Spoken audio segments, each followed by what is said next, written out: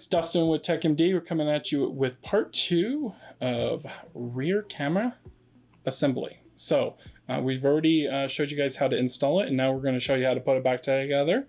If you're unable to do that, that's fine. You don't have to be a professional yet, but the goal of these videos is to teach you how to become a professional technician in the future and fix your own devices. These parts and tools are all in the link in the description, and it is worth the investment to learn how to do the repair yourself, so that way you can save money in the future.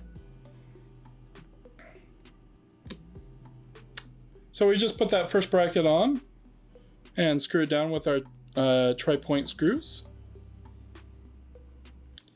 And next here is the next screw, and just screwed that in.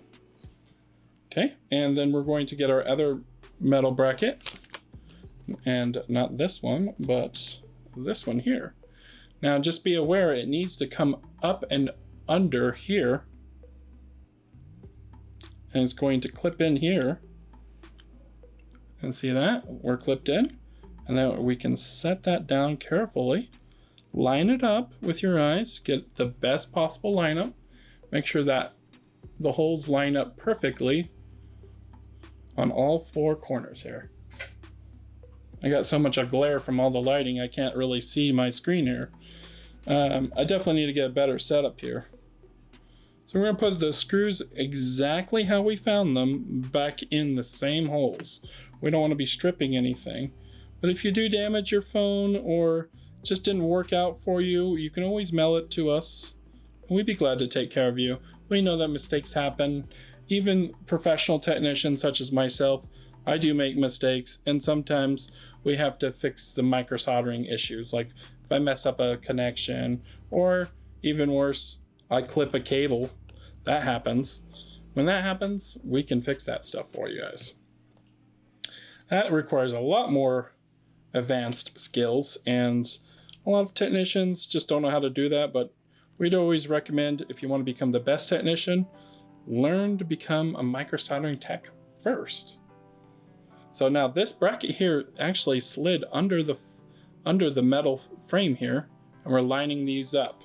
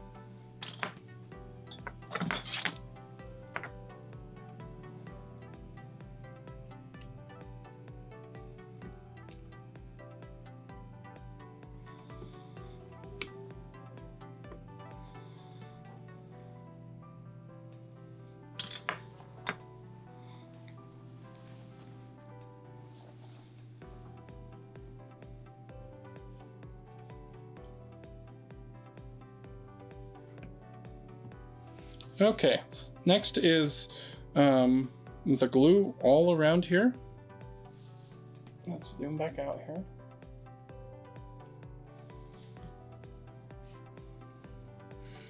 Now, there's a couple options that you can do. If you have new glue, like the adhesive tape, that's fine. What I like to do is I like to turn on my heater again, put it back up to 80. And since I'm out of the adhesive strips, well, technically I'm not, I could pull it from a box, but I use those for other clients. What I like to do is use T7000. Now T7000 is basically the same glue as here, and it's going to help you get a really good seal. So where the glue is missing, put extra, and then just a thin strip on top of the old stuff.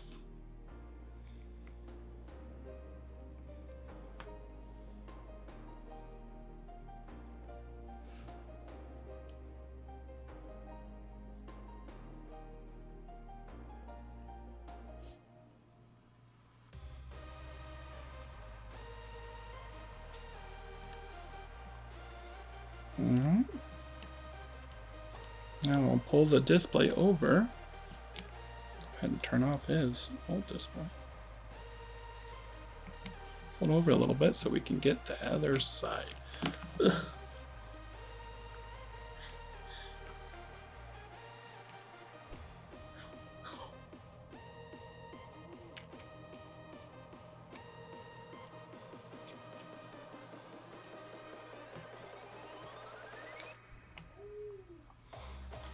Alright. Put our cap back on our blue hair. And then we're going to carefully put this all back down. Let's move our tool out of the way.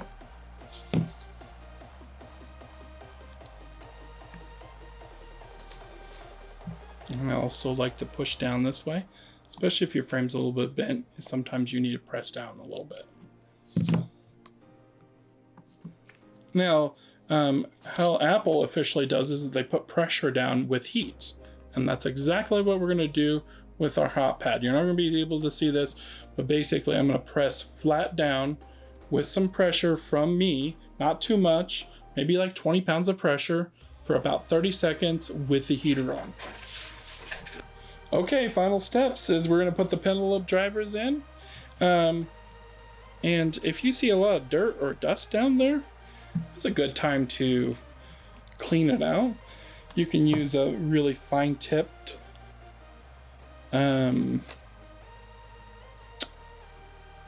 tweezers. Now, if you're wondering, how did I get all these screws attached? I just use this magnetizer and magnetize my screwdriver. It's pretty cool. So yeah, that's pretty much it. I'm going to clean this out real quick, but you guys, thanks for watching. I appreciate it. If you watch part 2, I really hope that you guys want to become a technician in the future. Feel free to reach out to me. I'd love to help. Have a good one, guys. See ya.